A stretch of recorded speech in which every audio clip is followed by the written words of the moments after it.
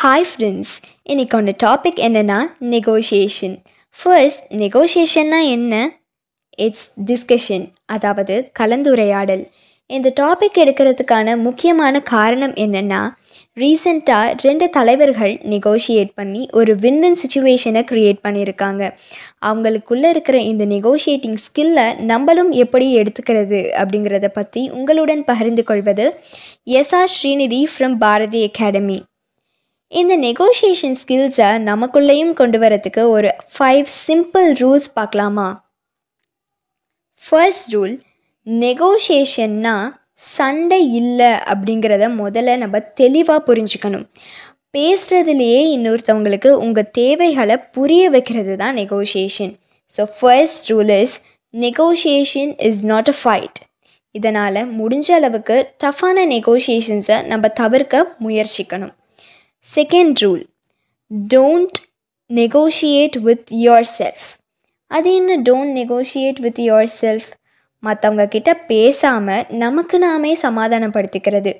சரி, நம்ம ஏன் இதை மற்றவங்க கிட்ட கேட்கணும், நம்மளே விட்டு கொடுத்துடலாமே அப்படின்னு நினைக்கிறது தான். உங்களுக்குள்ளேயே நெகோஷியேட் பண்ணுறத முதல்ல நீங்கள் தவிர்க்கணும், ஒரு ஸ்ட்ராங்கான நெகோஷியேஷனை கொண்டு வரத்துக்கு. தேர்ட் ரூல் என்னென்னா, டோன்ட் லூஸ் த வேல்யூ. இப்போது ஒரு குரூப்பாக நீங்கள் நெகோஷியேட் பண்ணுறப்போ அதோட வேல்யூ ரொம்பவே அதிகம். நீங்கள் தனியாக நெகோஷியேட் பண்ணுறப்போ அதோட வேல்யூ ரொம்பவே கம்மி.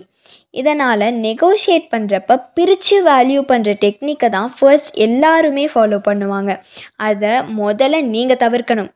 ஸோ பேக்கேஜாக நெகோஷியேட் பண்ணுறது தான் உங்களுக்கு சாதகமான ரிசல்ட்டை கொடுக்கும். So fourth rule, don't regret.